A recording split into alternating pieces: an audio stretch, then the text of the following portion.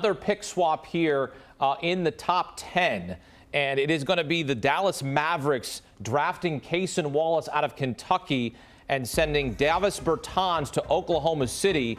And now Oklahoma City sends 12 to Dallas. So you'll see Cason Wallace wearing a Dallas Mavericks hat. But in the end, he will wear a Thunder hat when it all is said and done. Cason Wallace will be heading to Oklahoma City, Matt. He will be, and this is an intriguing plot twist here. I will say this, and detail this on CBSSports.com in a column earlier in the week. Dallas was overwhelmingly considered the most likely team to trade its pick at 10, and then number 2 was Indiana. Both of those things bore out here on draft night. And for Cason Wallace to go here, that's a draft night surprise. Nobody that I spoke with had Wallace as a top 10 NBA pick. Now, what's interesting is his defensive upside, he could grow into, Wemby aside, I think the potential is there that he grows into the best defender in this draft. Maybe he's right there alongside the likes of Anthony Black.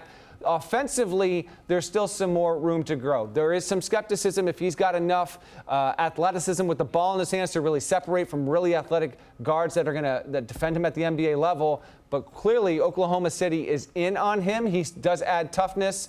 And Hakeem, Adam, this guy, watching him before he got hurt, he was infectious to watch how good he was on defense, just all over the floor, really takes the game to heart. And his shooting numbers, they were good before he got injured. Before he got injured, they were pretty good. His 63 steals were the most steals by a Kentucky freshman since John Wall. You take a look here at the trade details, Adam. Well, the thing you have to wonder is what else potentially Sam Presti has up his sleeve, because we just never know. So they seemingly had a bigger hole up front in the front line. Chet Holmgren missed the whole season with injury. There's really no 5-man there if you consider Chet more of a 4 in the backcourt. They've got SGA, they've got Giddey. So conventional wisdom was that they were going to look to a front court guy. So you just wonder if there's something else coming. I am personally a Cason Wallace fan. I thought he was better offensively than I expected this year, just as tough as we expected, plays as hard as we expected, as advanced defensively for a freshman as we expected. Offensively, although the numbers won't wow you, he shot it better, and he showed more playmaking flashes than I expected. Coming into a Kentucky team that, let's just call it what it is, was often bunched up and didn't leave a lot of room for spacing. I'll give this a B because I think he might have been available later, and I just don't know what to make of it on a team that already has quite a loaded perimeter with SGA and Giddey. But again, the caveat is we don't know if this is part of a grander plan, which it usually is for Sam Presti. John Calipari said that Cason is a playmaking guard who's going to have an opportunity to make an immediate impact at the next level. And a guy who played at the next level, welcome him back, Avery Johnson. Avery, what would you say about Cason Wallace here headed to Oklahoma City in the end? This is a little bit of a surprise pick for me.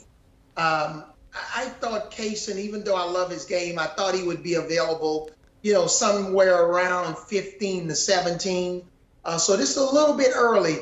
But Sam Presti, obviously, he knows what he's doing.